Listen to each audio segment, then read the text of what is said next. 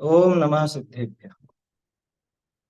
नमो अर्हन्ताणं, नमो सिद्धाणं, नमो आयर्याणं, नमो उवज्झायाणं, नमो लोये सव्वसाहुणम्।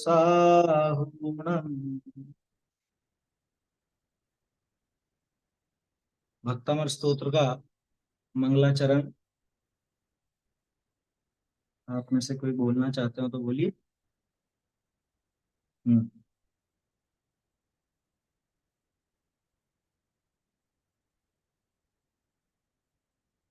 Unmute कीजिए।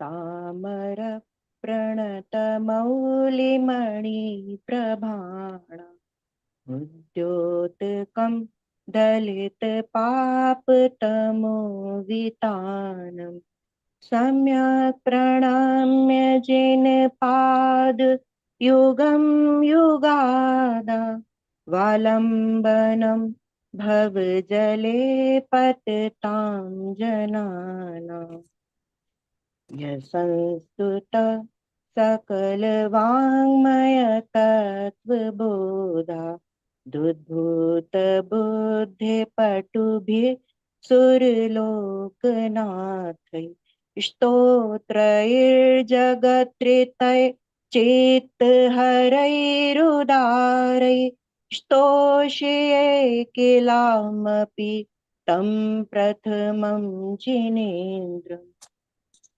हम्म। वो तीसरी और मतलब आखिरी पंक्तियों में, आखिरी दो पंक्तियों में थोड़ा सा ध्यान रखने की जरूरत है। तो त्रय जगत त्रितय, वहां पे अगर आप अटकोगे तो आगे फिर बोलने में समस्या आएगी है। ऐसे तोष्य किलाहम अपि तम प्रथमम जिनेन्द्र, तो थोड़ा सा वहाँ सुधार की जरूरत है। और जो मिश्रित वर्ण है उन पे जोर देना चाहिए। भक्तामर प्रणत नहीं, भक्तामर प्रणत। समर्पण।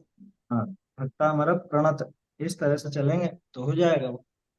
चलिए आगे के छंद। अभी ज्यादा लोग जुड़े नहीं है। आप बोलना चाहें तो आप बोलिए आगे के छंद भी। पूरे ही बोल रहे हैं कि आप जो बता दें वो बोल लेते हैं। अपने 16 तक हो गए ना अभी। हाँ। दो छंद और बोल लीजिए, चार चार छंद हो जाएंगे सब चार जन।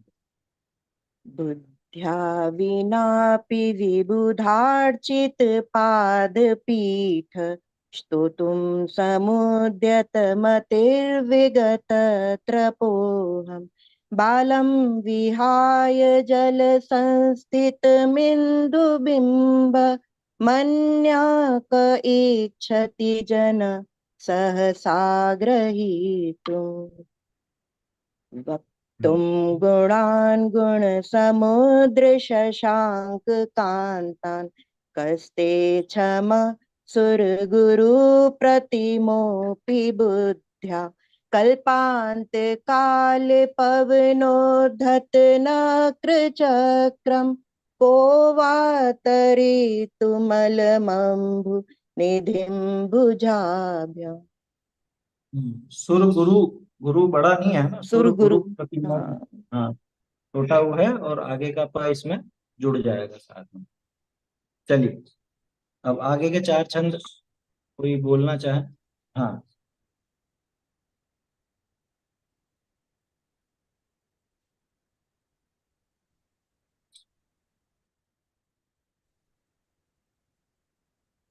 सोऽहं तथापि तव भक्तिवशान्मुनीश कर्तुं स्तवं विगतशक्तिरपि प्रवृत्तः प्रीत्यात्मवीर्यमविचारमृगो मृगेन्द्रं नाभेति किं निजशिशो परिपालनार्थम् हाँ, इसमें अल्पश्रु मृगी है ना, मृगी है इसमें, मृगों की जगह मृगी ठीक है।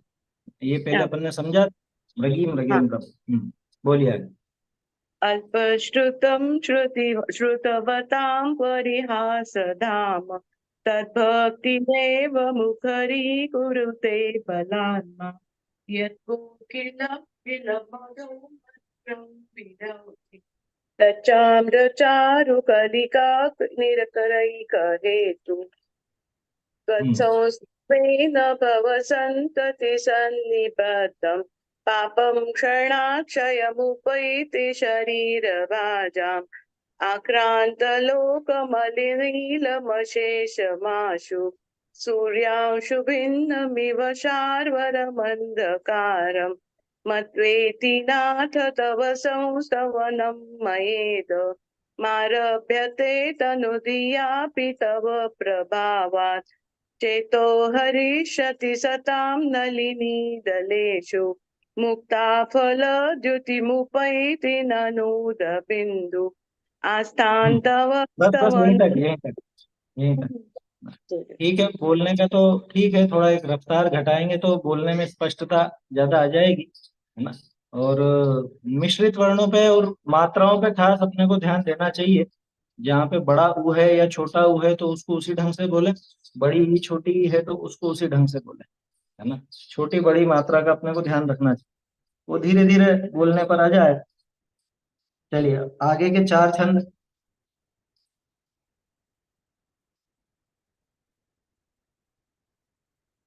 कोई बोलना चाहते हो तो रेज हैंड करें। भैया स्लाइड अच्छा, चाहिएगी। हाँ हाँ स्लाइड।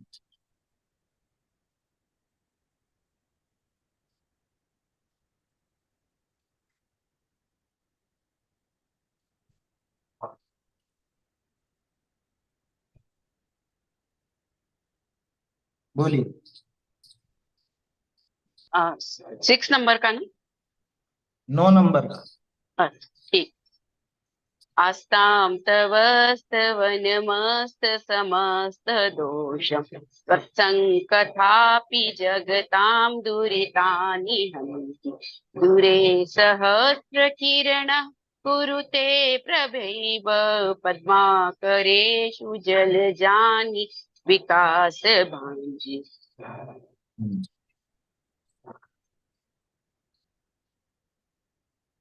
नाट्यद्भुतं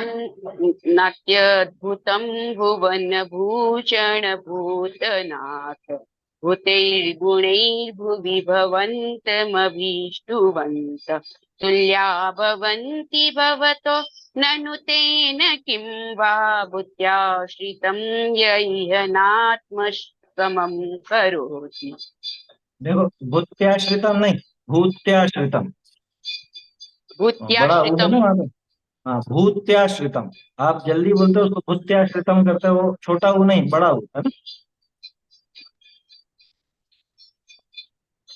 दृष्ट्वा भवन्तमनिमेषविलोकनीयम् नान्यत्र तोषमुपयाति जनस्य चक्षु पीत्वा पयः शशिकर धुतिदुग्धसिन्धोच्छारं जलं जलनिधेर सितुं क इच्छेत्।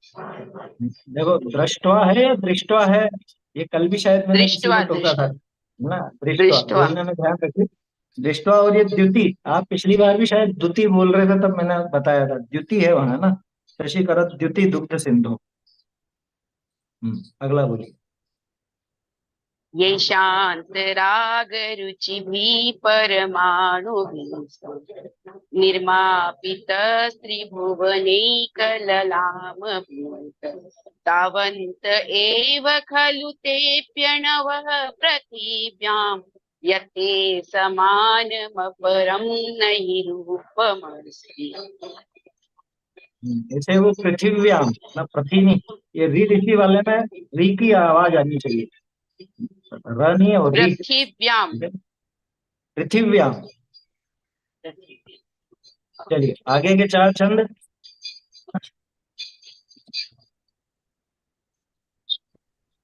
अच्छा कौन से नंबर कौन से नंबर से? हाँ तो आप 13वां 14वां बोलिए।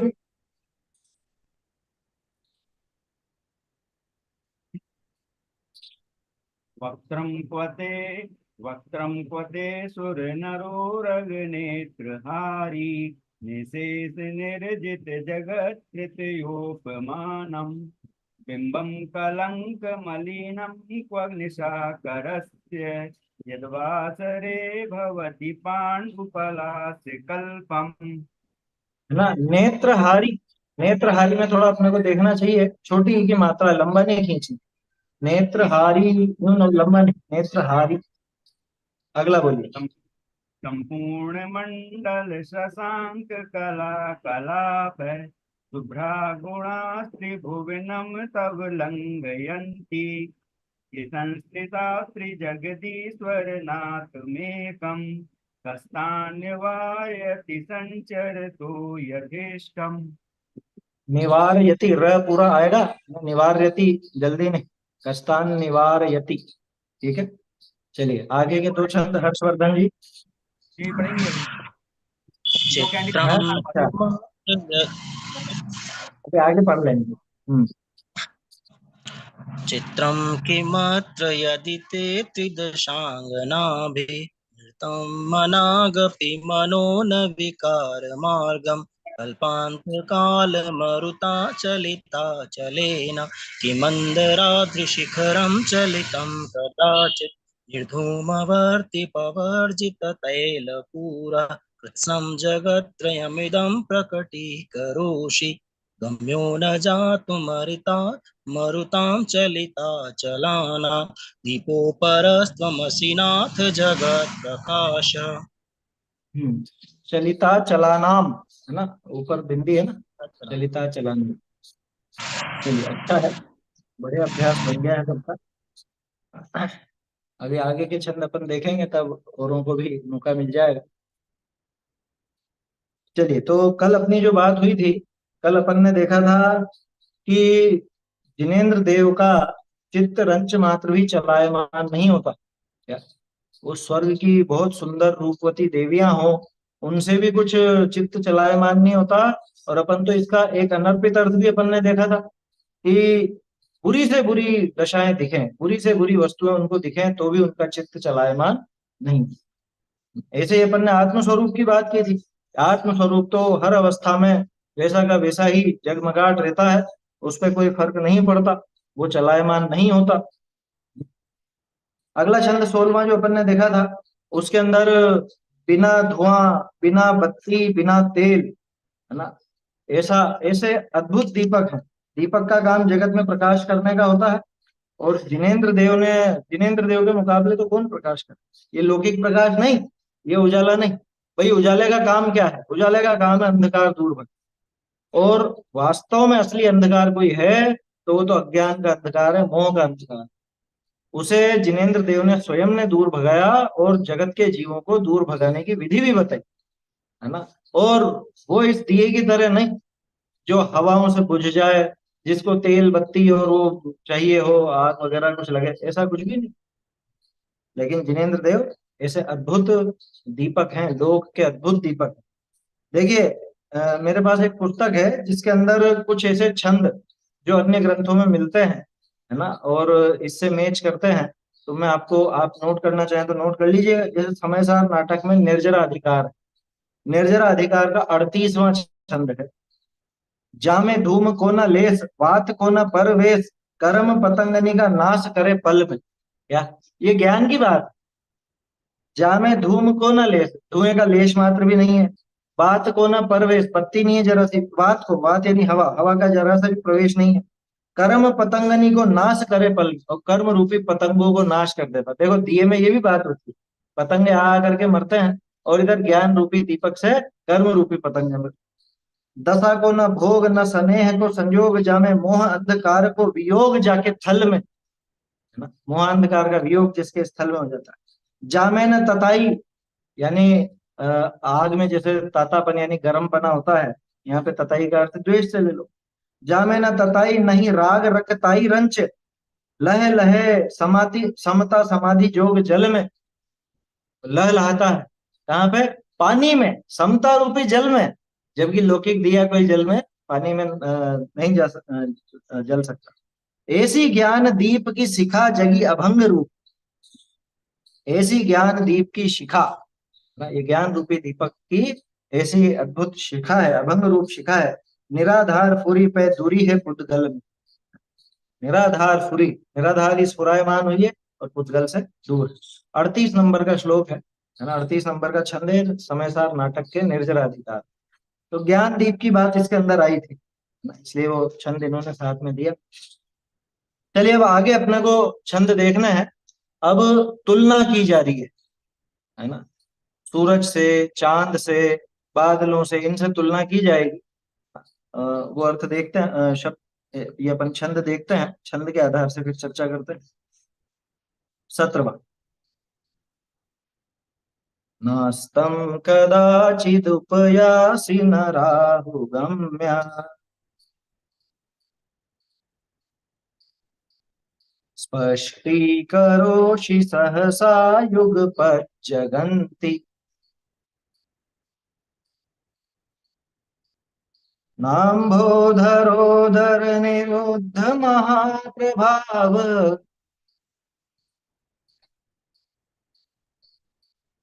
सूर्यातिशायि महिमासि मुनीन्द्रलोके।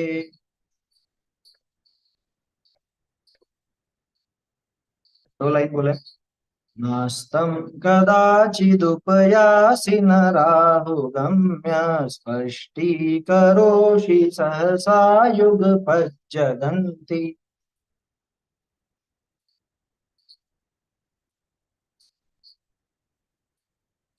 नाम्भोधरोदर निरुद्ध महाप्रभाव सूर्यातिशायि महिमासि मुनीन्द्रलोके।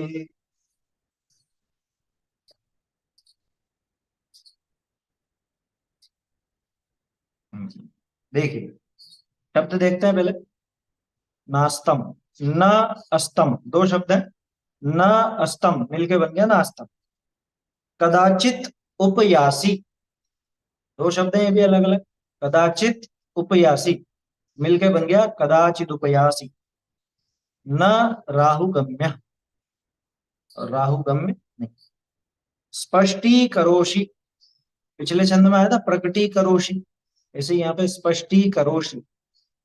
सहसा युगपत जगंती, ये दो अलग अलग शब्द हैं, संधि होने के कारण त का ज बन गया। युगपत जगंती है ना, तो युगपत जगंती। नाम्भोधरोदर निरुद्ध महाप्रभाव, ये पूरा एक शब्द है ना, न अलग है और बाकी पूरा एक है। एक कैसे बना? अंबोधर, ये यहाँ पे जो छपा हुआ आपको दिख रहा है ना स्क्रीन पे, ये गलत प्रिंट हुई है। असल में अंबोधर तो एक शब्द है, इन्होंने धरोधर को अलग कर दिया। न अंबोधर उदर निरुद्ध महाप्रभाव, पूरा का पूरा एक मिलेगा तो अंबोधरोदर निरुद्ध महाप्रभाव ऐसा बने। और न आगे लगा हुआ ही है, तो नाम्भोधरोदर, न और अंभो में मिलके नाम्भो बन गया। अंबोधर है असल में, है ना, अंबोधर शब्द है, ये अलग अलग नहीं आएगा, ये गलत छपा हुआ है यहाँ पर। अंबोधर एक एक ही साथ आएगा, गैप नहीं आएगा बीच में, वैसे किसी में भी गैप नहीं आएगा। न अंबोधरोदर निरुद्ध महाप्रभाव। सूर्य अतिशायी, ये पूरा दो शब्द मिलके एक बने, सूर्यातिशायी। महिमा असी, महिमा असी, ये मिलकर के महिमासी बन गया। मुनीन्द्र लोके, ठीक है, शब्द स्पष्ट है। देखिए अब इसकी हेडिंग में दिख रहा है आपको, सूर्य से अधिक महिमावन। इस सूरज और भगवान की तुलना की जा रही, तो सूरज कैसा और भगवान कैसा, ये देखो। न अस्तम कदाचित, कदाचित, ये कदाचित पहले लगा लेना कि कभी भी अस्त नहीं होते। कौन? जिनेन्द्र देव, है ना, मुनीन्द्र शब्द है ना। हे मुनीन्द्र, हे मुनीन्द्र, मुनियों के इंद्र कौन कहलाए? कि जिनेन्द्र भगवान। जिनेन्द्र देव को मुनीन्द्र भी कहा जाता है, ठीक है ना। तो हे मुनीन्द्र, इस लोक में ना, लोके लोके आया ना, इस लोक में सूर्यातिशायी महिमा असी, सूर्य को भी अतिशय कर देने वाली, सूर्य को भी अतिशायन यानी कि उसका भी उल्लंघन कर देने वाली महिमा आपकी है। क्या? लोके, इस लोक में सूर्यातिशायी महिमा सी, आप सूर्यातिशायी महिमा हो, यानी कि सूर्य को भी कमजोर दिखा देने वाली ऐसी महिमा आपकी। सूरज की महिमा कुछ भी नहीं आपके, क्यों नहीं है? अब एक एक पॉइंट नोट करना। कदाचित अस्तम न उपयासी, कि आप कभी भी अस्त को प्राप्त नहीं होते, न अस्तम, अस्त को नहीं। कदाचित उपयासी, कभी भी, उपयासी, उपयासी मतलब प्राप्त होते हो, जाते हो, ऐसा कि आप कभी भी अस्त नहीं हो जाते। दूसरी तरफ वो सूरज, कि सूरज तो रोज ही अस्त होता, रोज अस्त होता है ना। और सर्दियों में तो बहुत कम देर ही निकलता, ज्यादातर समय अस्त रहता। न राहु गम्य, और न आप राहु के द्वारा गम्य हो, यानी राहु भी आपको ग्रस नहीं सकता।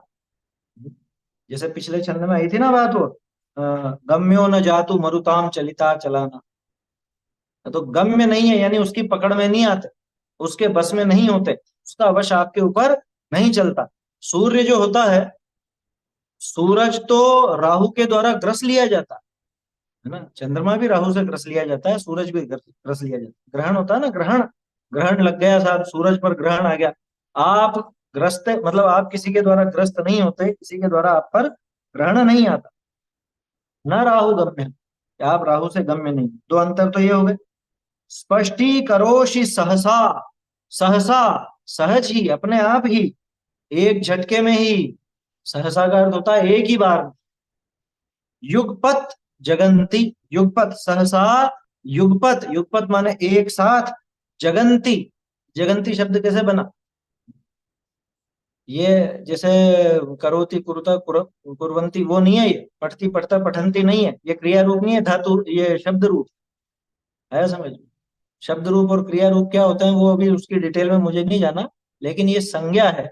और जगत शब्द का बहुवचन होता है जगंती, और बहुवचन का अर्थ हिंदी में तो ऐसा है कि एक से ज्यादा बहुवचन कहलाता, लेकिन संस्कृत में बहुवचन तीन से चालू होता है। एक वचन, द्विवचन, बहुवचन। राम रामो रामा पढ़ा होगा ना आपने।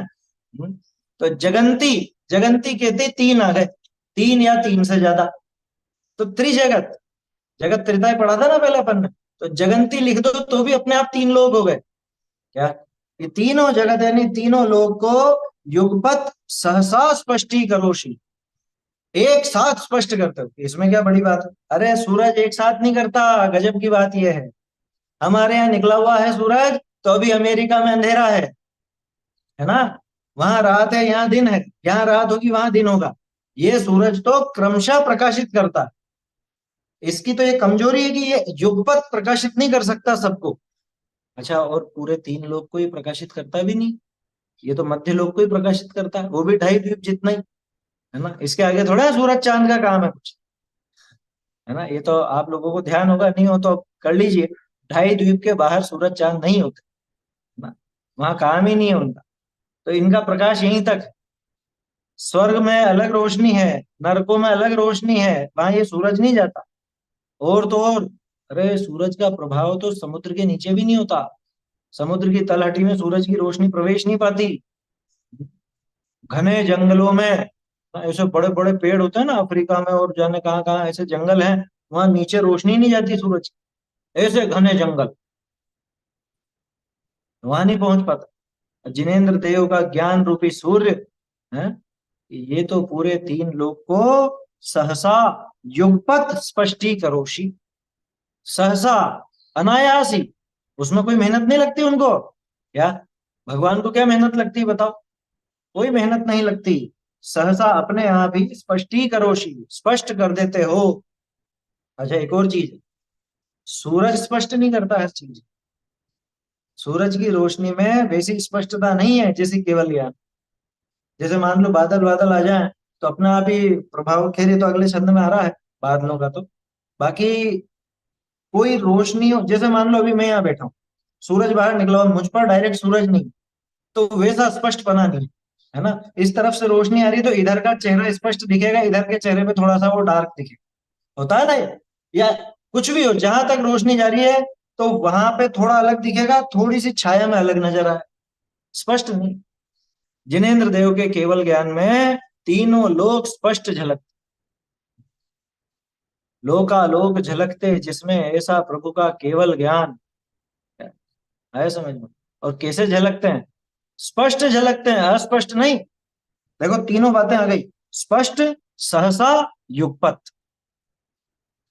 है ना, तीनों बातें आ गई। कि भाई स्पष्ट झलकते होंगे तो फिर क्रमशः जानते होंगे, नहीं, क्रमशः नहीं जानते।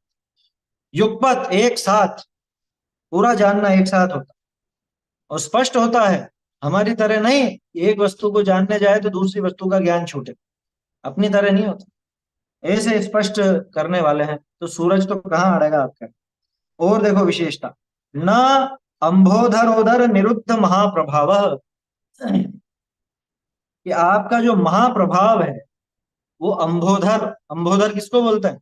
बादल को। देखो अंब बोलते हैं पानी को, और अंबोधर अपन ने 2-3 दिन पहले ऐसे ही, मतलब 2-4 कक्षा पहले ऐसी बात की थी ना, जिनके आगे कुछ ऐसे शब्द लगे हुए हो तो समझ लेना, जैसे क है, द है, ज है, ऐसे ही धर है। धर यानी धारण करना। सहसा न सहज ही, सहसा माने सहज ही, सहज मतलब अनायास, कोई मेहनत नहीं लगी, प्रयास नहीं करना पड़ा, वो सहसा। तो अंबोधर से, अंबोधर यानी बादल, धर शब्द लगा है ना, जलधर, जलधर भी बोलते हैं बादल को, जैसे जलधर बोलते हैं वैसे अंबोधर बोलते हैं, पैरोधर भी बोलते हैं, ऐसा। तो अंबोधर यानी कि बादल, बादलों के द्वारा महाप्रभाव निरुद्ध, न, न शुरू में आ गया, न अंबोधर निरुद्ध महाप्रभाव, आपका जो महाप्रभाव है, आपका ये दिव्य प्रताप और प्रभाव, ये बादलों के द्वारा ग्रस्त, जैसे राहु के द्वारा ग्रस्त नहीं हुआ, ऐसे बादलों के द्वारा भी ढका नहीं जाता। देखो राहु जो ग्रस्त करता है उसमें तो बिल्कुल ऐसा हो जाता है, अंधेरा सा हो जाए अगर पूरा ग्रस्त करे। बादलों में पूरी तरह अंधेरा नहीं होता, लेकिन रोशनी प्रभावित तो हो जाती है। जितने घने बादल होते हैं उतनी कम रोशनी अपने को नजर आती, कई बार दिन में ही लाइटें जलानी पड़ जाती है ना। तो इसलिए सूरज का प्रभाव तो बादलों के द्वारा कम कर दिया जाता है, लेकिन आपका प्रभाव बादलों से भी ग्रस्त नहीं होता, बादलों के द्वारा भी आपका प्रभाव कम नहीं पड़ता, ऐसा है। तो कितनी विशेषताएं हो गई। एक तो कभी भी आप अस्त नहीं होते, आप कभी भी राहु से ग्रस्त नहीं होते, आप सहज और सहसा युगपत स्पष्ट कर देते हो पूरे लोक को, और बादलों के द्वारा भी आपका प्रभाव निरुद्ध नहीं होता, आपका प्रभाव वैसा ही बना रहता है ना। ये इसमें विशेष बात। तो ऐसा ये ज्ञान की कला, ज्ञान की कलाबाजी ऐसी, ज्ञान का सूर्य ऐसा, जिनेंद्र देव की बात तो है ही सही, है ना, जिनेंद्र देव की तो ये विशेषता है ही सही। इसलिए अगर कहें कि हे जिनेंद्र रूपी सूर्य, कह रहे सूर्य की कहाँ बात लो, सूर्य तो इतना कमजोर है, सूरज को राहु ग्रस लेता है, सूरज अस्त हो जाता है, सूरज का प्रभाव बादलों में कम हो जाता है, और युगपत प्रकाशित नहीं कर पाता, युगपत और स्पष्ट सबको प्रकाशित नहीं कर पाता। जबकि जिनेंद्र देव तो बादलों के द्वारा ग्रस्त नहीं होते, राहु के द्वारा ग्रस्त नहीं होते, कभी अस्त नहीं होते, और सबको सहज युगपत एक साथ सबको झलका, सब कुछ उनके ज्ञान में। तो ये तो हुई जिनेंद्र देव की बात। अब अपनी बात, क्योंकि हमारा आत्मा भी कभी ग्रस्त नहीं होता। अरे साहब मेरे तो ऐसा ऐसा कर्म का उदय है कि तू घबरा मत, ये तुझे कुछ नहीं होगा, तू कभी अस्त नहीं होगा। देखो दो चीजें, ज्ञान और कषाय, ठीक है ना। अब दोनों के बारे में एक विशेष बात मैं आपको बताता हूँ। ज्ञान कम होते होते कितना हो जाता है कम, अक्षर के अनंतवें निगोदिया जीव का, ठीक है ना। कम होते होते कभी समाप्त हो सकता है, समाप्त नहीं होगा, है ना। कभी भी ज्ञान कम होते होते समाप्त नहीं होगा, न्यूनतम लिमिट पे चला जाएगा, समाप्त नहीं होगा। बढ़ते बढ़ते अनंतता को प्राप्त हो सकता है, लेकिन क्या, बढ़ते बढ़ते अनंतता को प्राप्त हो सकता है, घटते घटते अंत को प्राप्त नहीं हो सकता। दूसरी तरफ कषाय, कषाय कितनी भी बढ़ जाए अनंत नहीं हो सकती, और घटते घटते घटते घटते समाप्त जरूर हो सकती। ये दोनों में अंतर क्यों है सर, क्यों है दोनों में अंतर? क्योंकि ज्ञान हमारा स्वभाव है, स्वभाव का कभी अंत नहीं होता, ये इससे सिद्ध होगी ना बात। कषाय हमारा स्वभाव नहीं है, ये इससे सिद्ध हो गया, क्योंकि कषाय घटते घटते अंत हो जाती है, समाप्त हो जाती है, नष्ट हो जाती है, वो विभाव है ना। और ज्ञान घटते घटते समाप्त नहीं होगा, बढ़ते बढ़ते अनंत जरूर हो जाए। कषाय कभी अनंतता को प्राप्त नहीं हो सकती, परमानेंट नहीं हो सकती, क्योंकि वो स्वभाव नहीं है, वो विभाव है। और ज्ञान बढ़ते बढ़ते अनंत हो सकता है, घटते घटते अंत नहीं हो सकता, क्योंकि ज्ञान स्वभाव। समझ में ही बात। अब यहां पे देखो, नास्तम कदाचित उपयास, कभी भी अपना ज्ञान अस्त हो सकता है, अरे वो प्रभावित हो सकता है, मतलब अपने ज्ञान की बात कर रहे हैं, ध्यान रखना, केवल ज्ञान की बात नहीं कर। क्षयोपशम ज्ञान वो हीन हो सकता है, निगोदिया जीव के जैसे अपन ने देखा, वो इतना कम हो सकता है लेकिन अस्त नहीं होता कभी।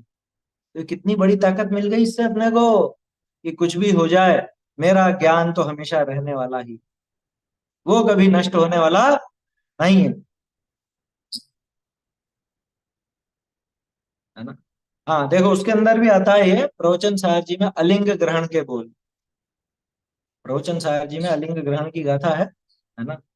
184वीं गाथा है शायद। तो वो वहां पर अलिंग ग्रहण के बोल में भी ये बात आती है। सॉरी, 172, 184 नहीं, 172वीं गाथा, 172वीं गाथा है वो, 172। अलिंग ग्रहण के बोल में ये बात आती है कि कभी अस्त को प्राप्त नहीं होता। भाई ज्ञान अपना स्वभाव है ना, इसलिए कभी नाश को प्राप्त नहीं। इससे अपनी महिमा आनी चाहिए। जब भक्तमर का ये छंद बोलो तो जिनेंद्र देव की महिमा आकर के खुद की आनी चाहिए। भाई अपन ने शुरू में ये बात की थी ना, स्तुति किस लिए की जाती है? जिनेंद्र देव के स्वरूप को समझकर अपना स्वरूप समझना। तो ऐसे ही तो समझेंगे, हे जिनेंद्र देव, आपका केवल ज्ञान तो कभी अस्त को प्राप्त नहीं होता, ऐसे ही मेरा ज्ञान स्वभाव भी कभी अस्त को प्राप्त नहीं। आपका केवल ज्ञान वो किसी ज्ञानावर्णी रूपी राहु से ग्रस्त नहीं होता। मेरी ज्ञान की पर्याय भले ऐसी हो जाती है, लेकिन स्वभाव तो मेरा भी ऐसा ही है। मेरे स्वभाव को कोई ज्ञानावर्णी कर्म ग्रस्त नहीं कर सकता। आया समझ में? और युगपत जानने का स्वभाव तो मेरा भी है, पर्याय में अभी प्रकटता नहीं है, लेकिन मैं जल्द ही आपसे प्रेरणा लेकर के और आपके जैसा बनने का प्रयास करूंगा। ये वहां पर भावना होनी चाहिए। अरे कर्मों के कितने ही बादल आड़े आ जाएं, लेकिन ये ज्ञान की रोशनी मंद नहीं पड़ती। आया समझ? हाँ, जिनेंद्र देव के तो ऐसा ही, दोषावरण योर हानि निश्चय शास्त्रति शायन। दोष और आवरण ये निशेष रूप से समाप्त हो जाते हैं, अशेष रूप से, संपूर्ण रूप से नष्ट हो जाते हैं वीतरागी जिनेंद्र देव। तो ऐसी बात है ये, उनकी महिमा आकर के अपने ज्ञान स्वभाव की महिमा भी आनी चाहिए। ऐसा है ना। और सम्यक ज्ञान रूपी दीपक की बात पहले आ गई, पिछले छंद में दीपक की बात थी, यहाँ ज्ञान रूपी सूर्य की बात है ना। ये कभी जीव को अस्त होने भी नहीं। ठीक है, चलिए, बीच में कोई प्रश्न था क्या?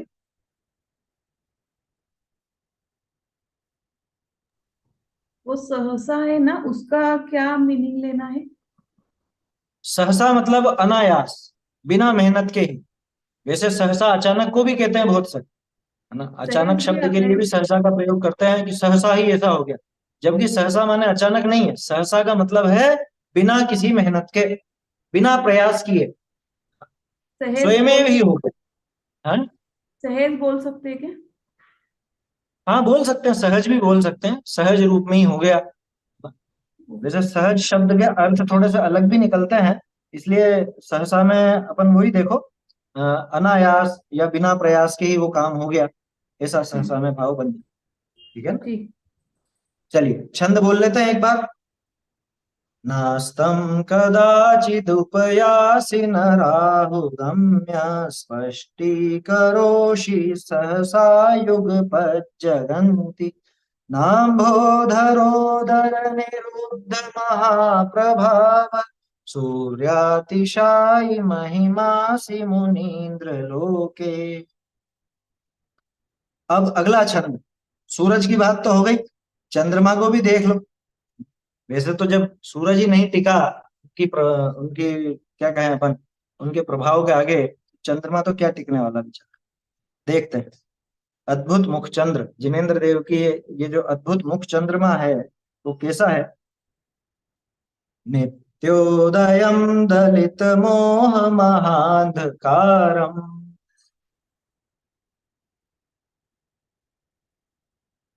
गम्यं न राहुवदनस्य न वारिदानाम्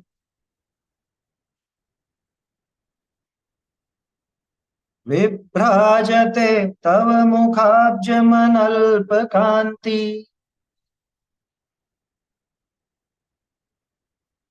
विद्योतयज्जगदपूर्वशशाङ्कबिम्बम्।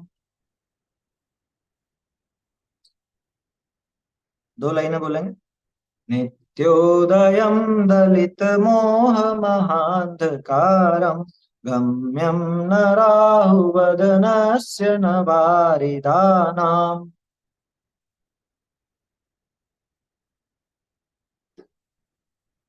विभ्राजते तव मुखाब्जमनल्पकान्ति विद्योतयज्जगदपूर्वशशाङ्कबिम्बम्।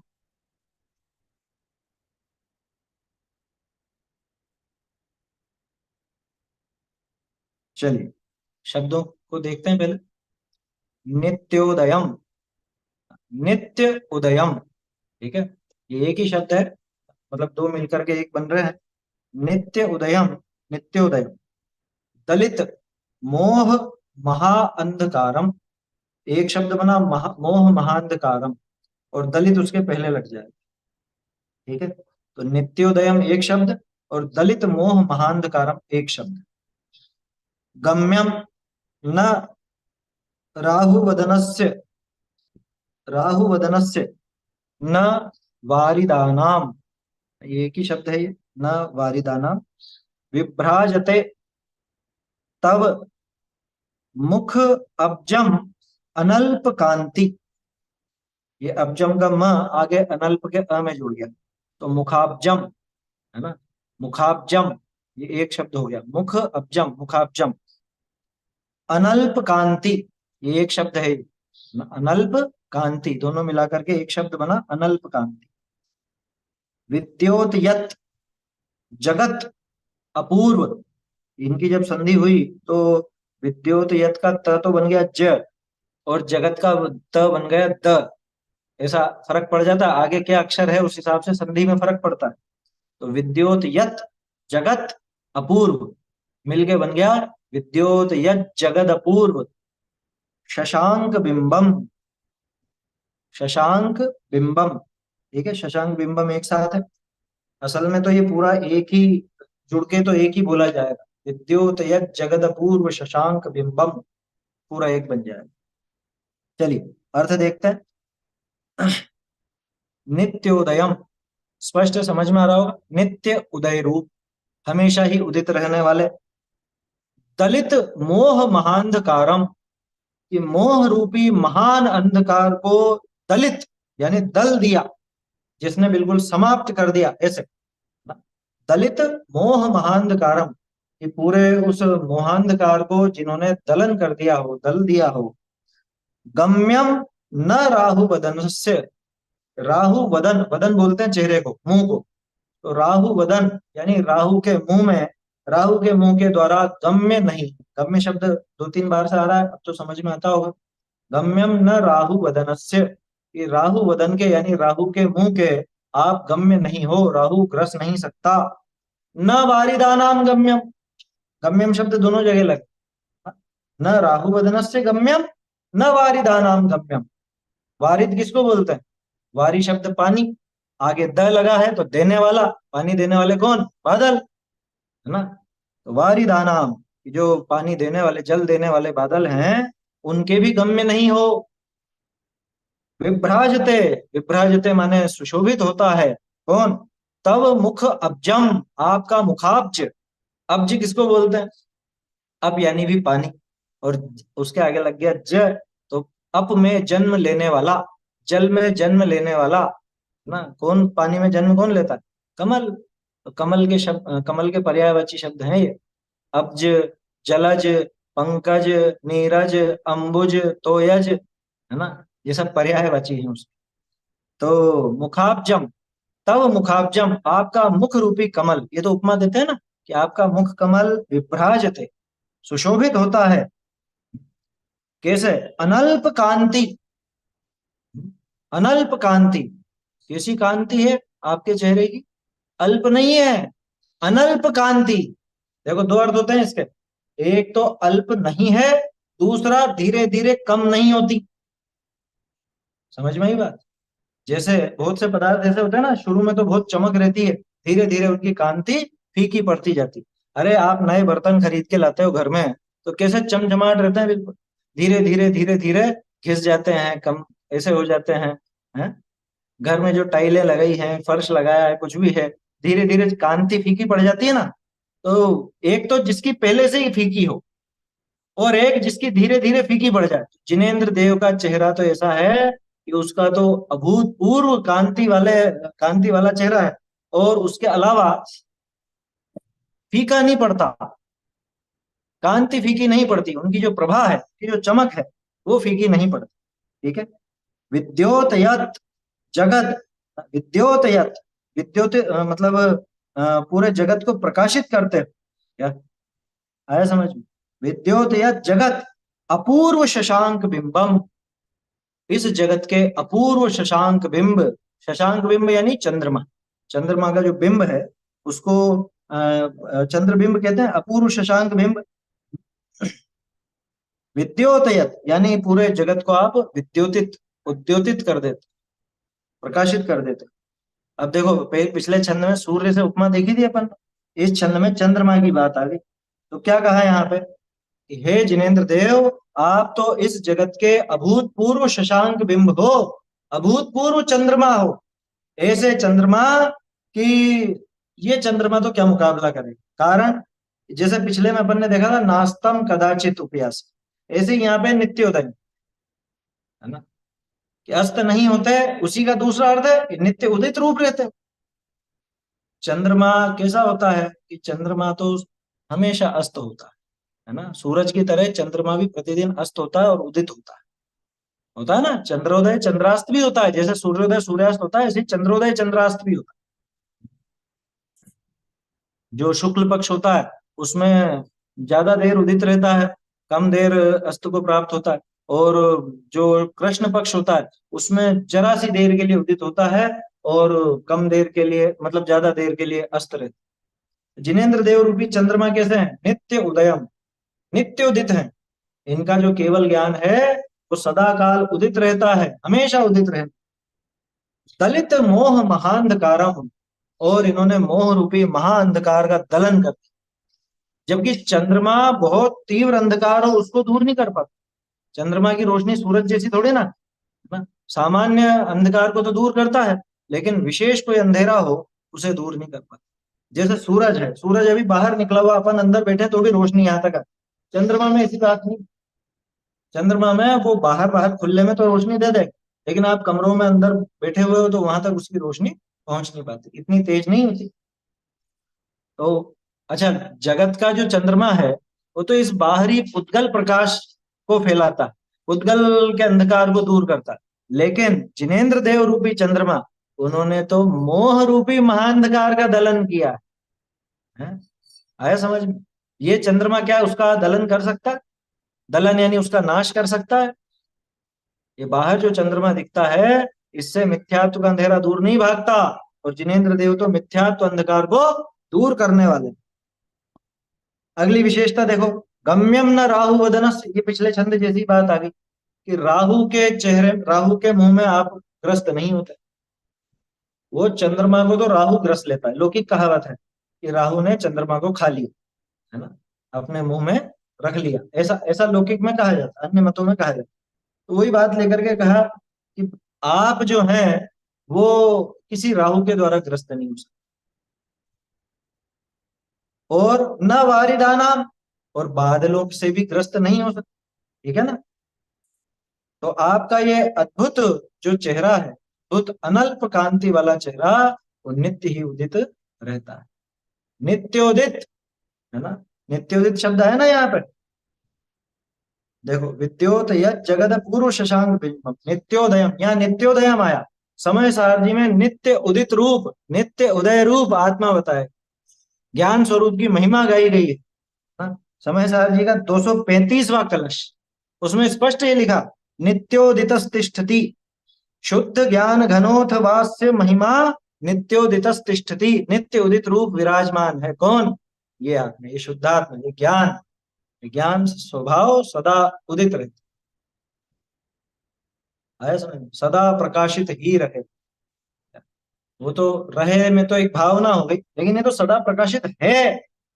क्या ज्ञान कब अप्रकाशित है? ज्ञान तो सदा काल ही प्रकाशित है, और ये आत्मा निरंतर उस ज्ञान से प्रकाशित रहता है। अब ये और बात है कि ये उल्लू की तरह आंख बंद करके बैठा रहे तो इसको कुछ नहीं दिखेगा, है ना, और अपनी आंखें खोले, ज्ञान रूपी आंखें खोले तो ज्ञान में सब जगत पूरा झलकता है ना, स्व पर का बराबर विभाग नजर आता है। ये आंखें खोले तो इसको दिख जाए। जिनेंद्र देव तो दिखाते हैं, अब ये नहीं देखना चाहे तो इसकी बात अलग, ऐसी बात है ना। तो सुंदर छंद है, बोल लेते हैं एक बार। नित्योदयं दलित मोह महांधकारं गम्यं न राहुवदनस्य न वारिदानां विभ्राजते तव मुखाब्जमनल्पकान्ति विद्योतयज्जगदपूर्व शशांक बिंबम। चलिए एक छंद और ले ले, अभी समय भी है अपने पास, हो जाएगा। अगला छंद भी सरल है, 19वां। 19वें छंद में क्या बताते हैं? 19वें में कह रहे हैं कि भाई जैसे अभी सूरज और चांद की बात है ना, यूं समझ लो कि इन दोनों का एक तरह से उपसंहार यहाँ पे 19वें छंद में करता है। क्या कि यहाँ पे सूरज और चांद की क्या जरूरत है, इस लोक में सूरज चंद्रमा की क्या जरूरत है, ये यहाँ पे दिखाते हैं। देखते हैं, छंद बोलते हैं अपन।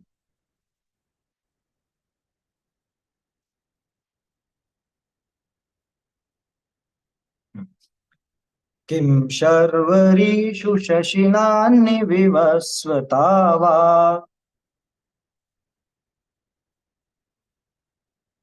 युष्मन्मुखेन्दुदलितेषु तमस्सु नाथ।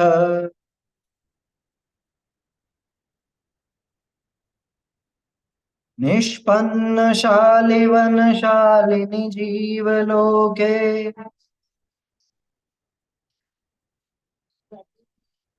कार्यं कियज्जलधरैर्जलभारनम्रे।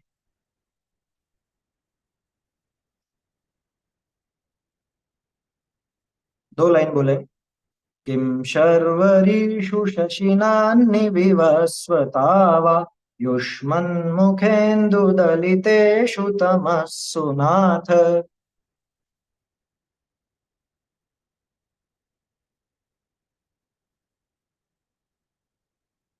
निष्पन्नशालिवनशालिनि जीवलोके कार्यं कियज्जलधरैर्जलभारनम्रे।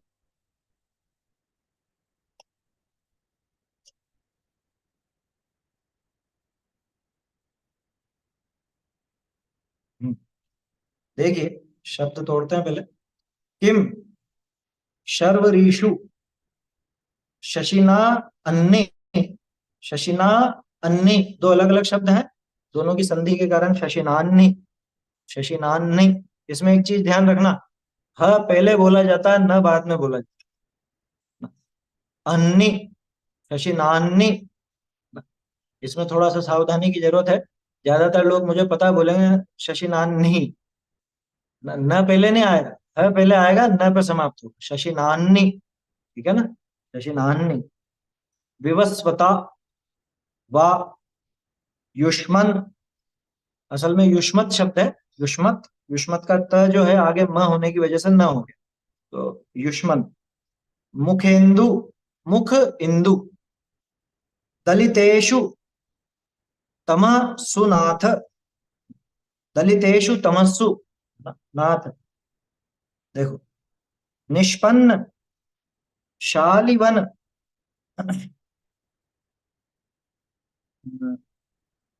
निष्पन्न शालिवन शालिनी, असल में ये एक शब्द है पूरा, शालिवन शालिनी, है ना। मूल शब्द है शालिवन शालिन, उसका सप्तमी एक वचन बन गया शालिवन शालिनी, ठीक है ना।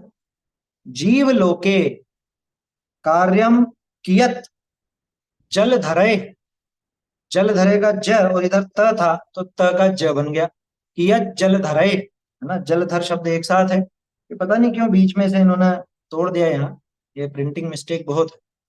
जल धरे, ठीक है, कार्यम कियत जल धरे, जल भार नम्रे, ठीक है, जल भार नम्रे ये भी एक शब्द है, धरे तो अलग है, और जल भार नम्रे ये एक शब्द, ठीक है। जल धरे जल भार नम्रे, तो विसर्ग का र हो गया, ठीक है ना। चलिए शब्दार्थ देखते हैं। किम यानी कि क्या, क्या मतलब क्या लाभ, इससे किम, इससे क्या, किससे, शर्व ऋषु शर्वरीषु माने रात में, शर्वरी बोलते हैं रात को। देखो संस्कृत के बहुत सुंदर सुंदर शब्द देखने को मिलेंगे आपको स्तोत्र में। शर्वरी, शर्वरी का मतलब रात होता है, रात को शर्वरी बोलते हैं। शशिना, शशिना यानी चंद्रमा, कि रात में चंद्रमा से किम, चंद्रमा से क्या लाभ है। अन्नी, अन्नी बोलते हैं दिन को, ठीक है ना। अह बोलते हैं, अह यानी दिन, अन्नी उसका सप्तमी एक वचन हो गया कि दिन में विवस्वता, विवस्वान, विवस्वान शब्द है सूर्य के लिए, सूर्य का पर्यायवाची है विवस्वान। समझ में ही बात। कोई नाम रखना चाहे तो ऐसे नाम भी रख सकता है, विवस्वान, सुनने में भी अच्छा लगता है। अब लेकिन आजकल लोगों को बड़े नाम पसंद नहीं आते हैं। विवस्वान, तो सूर्य, विवस्वता यानी सूर्य के द्वारा, सूर्य के द्वारा, वाह यानी अथवा, कि रात में चंद्रमा से क्या लाभ या दिन में सूरज से क्या लाभ। क्यों कि युष्मन मुखेंदु दलितेषु तमस्सु नाथ, युष्मन मुखेंदु, आपका जो मुख रूपी चंद्रमा है, आपका जो मुखेंदु है वो तमस्सु दलितेषु, उसने जब सारे ही तम को, सारे ही तम का दलन कर दिया, सारे अंधकार का नाश कर दिया, तो अब दिन में सूरज से और रात में चांद से क्या क्या लाभ। नाथ, हे नाथ, हे जिनेन्द्र देव, आपके इस अद्भुत मुख रूपी चंद्रमा ने जब सारे ही अंधकार, मुख्य रूप से मोहांधकार, मोहांधकार का नाश कर दिया, तो अब रात में चंद्रमा से क्या लाभ है और दिन में सूरज से क्या लाभ। अच्छा, और ये प्रैक्टिकल बात, जिनेन्द्र देव के शरीर की कांति, ज्ञान की तो बात ही जाने दो, शरीर की कांति ऐसी अद्भुत होती है कि वहां सूरज चांद नजर नहीं आते। समोसरण में आते हैं क्या? समोसरण में सूरज चांद नजर नहीं आते, दिन रात का भेद नहीं होता। क्यों नहीं होता? कि जिनेन्द्र देव की चमक ही इतनी है कि सारी रोशनी उनके द्वारा हो गई है। भाई अज्ञान अंधकार तो दूर करते ही है वो, लेकिन ये जगत का जो अंधकार, काला काला अंधकार कहलाता है, इसको भी दूर करते, मतलब अंतरंग से भी प्रकाश फैलाते हैं और बहिरंग से भी प्रकाश फैलाते। ऐसा अद्भुत स्वरूप जिनेन्द्र देव का है। या मजे आने चाहिए, ये तो पढ़ते हुए ऐसा आनंद से उछल जाना चाहिए, है? रोम हर्षित हो जाने चाहिए। अरे जिनेन्द्र देव क्या गजब काम है आपका, लौकिक अंधकार भी आप दूर करते हो और मेरे मन में फैला हुआ, मेरे क्या कहें, मेरी पर्याय में फैला हुआ अज्ञान अंधकार भी आप दूर करते हो, मोह राग द्वेष रूपी अंधकार का भी आप नाश करते हो और इस जगत के इस घन अंधकार का, काले अंधकार का भी आप नाश कर देते हो। तो अब इस सूरज से दिन में क्या लाभ और रात में चंद्रमा से क्या लाभ। ये तो एक थोड़ी सी ऐसी क्या कहें अलंकारिक भाषा का प्रयोग है। वो तो कोई सूरज चांद हटने वाले तो है नहीं, वो तो रहने वाले, लेकिन वो बता रहे हैं कि ये बेचारे क्या लगेंगे आप क्या। अब इसके लिए उदाहरण भी दिया, निष्पन्न शालिवन शालिन, निष्पन्न शाली, निष्पन्न हो गया यानी निपट गया है काम, शाली, शाली बोलते हैं धान्य को, धान्य का जो वनशाली, वनशाली यानी धान्य के जो खेत हैं, उन खेतों सहित जीव लोके, इस जीव लोक में, कैसे खेतों सहित, कि जिसमें फसलों का पकना निष्पन्न हो चुका है, क्या, जिसमें फसलें पूरी तरह से पक चुकी हैं, तैयार खड़ी हैं। कार्यम कियत जल धरे जल भार नम्र, जल के भार से झुके हुए बादल। देखो एक तो होते हैं शरद ऋतु के बादल, जिनमें पानी नहीं होता, थोड़े सफेद बादल होते हैं, आते हैं निकल जाते, सर्दी में आते हैं ना ऐसे बादल आते हैं शरद ऋतु में, उन बादलों में कोई दम नहीं। और एक होते हैं आषाढ़ के बादल, सावन के बादल, जो बिल्कुल काले काले दिखेंगे, क्योंकि पानी भरा हुआ, और ये झुके हुए रहते हैं। देखना कभी नोट करना, ये बादल ज्यादा नीचे रहते हैं और वो जो सफेद बादल हैं वो जो जिनमें पानी नहीं है वो ऊपर रहते हैं काफी। तो जल भार नम्रे, है जल भार नम्रे जल धरे कार्यम कियत, कियत यानी क्या, वैसे कियत का अर्थ कितना होता है, कि उनका कितना काम है या क्या काम है इनका, उन बादलों का अब क्या काम, जब फसल तैयार खड़ी है, जब फसल बिल्कुल पक कर के तैयार खड़ी है, अब उन बादलों का क्या लाभ। तो ऐसे ही जब जीवों के अज्ञान रूपी अंधकार को आपने दूर कर दिया, तो अब इस लौकिक अंधकार को दूर भगाने के लिए दिन में सूरज और रात में चांद से क्या लाभ। समझ में ही बात। हे जिनेन्द्र देव, आपने तो सबका ही रंग उड़ा दिया, आपने सबको फीका कर दिया, जगत का कोई पदार्थ आपकी उपमा के लायक, मतलब आपको उपमा देने लायक नहीं। ये समझ में है। जल भार नम्रे जल धरे, जल भार से नम्र, जल के भार से जो नम्र हो गए, नम्र मतलब झुके हुए, है ना? झुके हुए को नम्र कहा जाता है। जिसमें जल भरा हुआ है, जल के भार से जो नम्रीभूत हो गए हैं, ऐसे जलधरों के द्वारा अब कियत कार्य हम, अब कितना कार्य शेष है, अब कोई ज्यादा काम उनका बचता नहीं है, या फिर काम ही नहीं अब तो। क्यों? क्योंकि जब सारे खेतों में फसल तैयार खड़ी है, अब तो फसल काटने का समय है, और अब अगर बारिश आई तो अब क्या होगा? तो बिगाड़ हो। आया समझ? तो दिन में सूरज से कोई काम नहीं, रात में चांद से कोई काम नहीं। क्यों? क्योंकि इस अंधकार से मैं प्रभावित नहीं था, मैं तो अज्ञान अंधकार से प्रभावित था, और मेरे उस अज्ञान अंधकार को है प्रभु आपने दूर भगाया है। इसलिए अब इस सूरज और इस चांद का हम क्या करें, इनसे क्या लाभ? ऐसी बात है। तो जिसके ज्ञान रूपी कला जाग गई, अब थोड़ा सा अपन आध्यात्मिक अर्थ समझ लो इसका।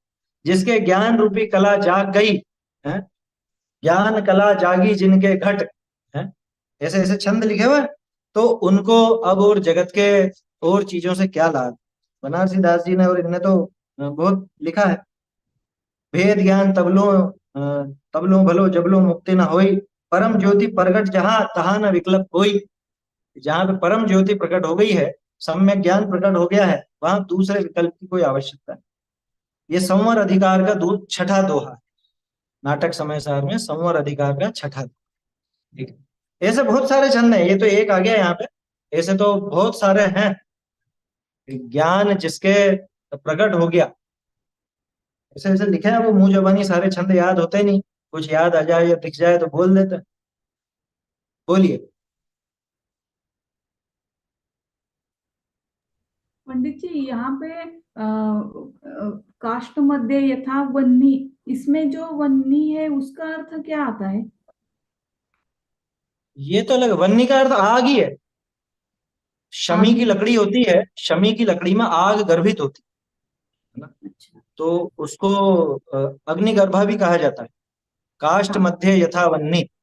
ये पूरा छंद किसका है? मेरे ख्याल से इष्टोपदेश का है क्या? परमानंद नहीं, परमानंद स्तोत्र का है। परमानंद स्तोत्र में है। हाँ। और एक रिक्वेस्ट है आपको कि इसके बाद आप वो भी लिए तो अच्छा होगा। लेंगे लेंगे, एक एक करके सब स्तोत्र ही चलाएंगे अब। भक्तामर स्तोत्र से इसीलिए प्रारंभ किया, पहले लोग जुड़े तो सही, भक्तामर को समझे तो सही, इसके हाँ, बाद और स्तोत्रों पर भी चर्चा करेंगे अपन, है ठीक ना? है, ठीक। Okay, thank you. ठीक है, ये 19वां श्लोक आया समझ में? सरल है ना? तो जिसके ज्ञान कला जाग गई, सम्यक ज्ञान रूपी सूर्य उदित हो गया जिसके, अब उसको बाहरी प्रकाश की आवश्यकता नहीं, है ना? वैसे भी ज्ञान रूपी सूर्य से ही दिखता है, इस लौकिक सूर्य से कुछ नहीं दिखता। इस सूरज के उदित रहते हुए तो चमगादड़ और उल्लुओं को नजर नहीं आता, उनके अगर ज्ञान रूपी सूर्य उग जाए तो उनको नजर आए क्या?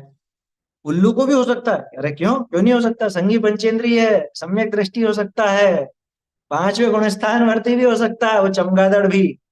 समझ में आ रही है बात?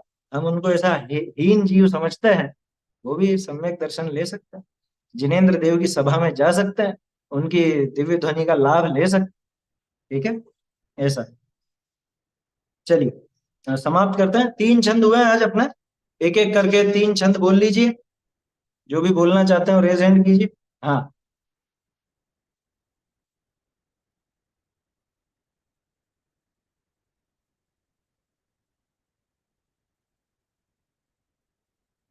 बोलिए। नास्तं कदाचिदुपयासि न राहुगम्या वशीकरोषि सहसा युगपज्जगन्ति नाम्बोदरोदरिनिरुद्धिमहाप्रभावा सूर्यातिशायि महिमासि मुनीन्द्रलोके। मुनीन्द्र लोक है, मुनीन्द्र नहीं, मुनीन्द्र लोक है। ठीक है ना, बड़ी की मात्रा है, बाकी अच्छा है, आपका उच्चारण बढ़िया है। स और श में थोड़ा सा कहीं कहीं पे गड़बड़ हो जाती है, वो आपके एरिया में ही है वो चीज तो, है ना? बुंदेलखंड में थोड़ा सा ये स श श तीनों का थोड़ा सा हम लोग पढ़े हैं ना, हमारे साथी हैं बहुत सारे, तो उनको दिक्कत होती है, इसलिए मालूम है मुझे। चलिए अगला छंद। नहीं, अब दूसरे बोलेंगे, अब आप नहीं, है ना? बोलिए। 17 आपने पढ़ नंबर लिया है। ना पहले? हाँ 17 पढ़िए। नंबर ना। हाँ। नास्तम 18 18। 18। हाँ। नित्योदयं दलितमोहमहान्धकारं गम्यन्न राहुवदनस्य न वारिधानां विभ्राजते तव मुखाब्जमनल्पकान्ति विद्योतयज्जगदपूर्वशशाङ्कबिम्बम्। ठीक है, और कोई अंतिम छंद पढ़ने के लिए?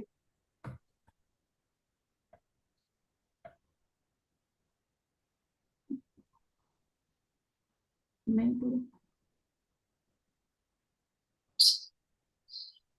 पढ़िए। किं शर्वरीषु शशिनानि विवस्वता वा युष्मन्मुखेन्दुतलितेषु तमसु नाक निष्पन्नशालि वनशालिनि जीवलोके कार्यं कियज्जलधरै जलभारनम्रै।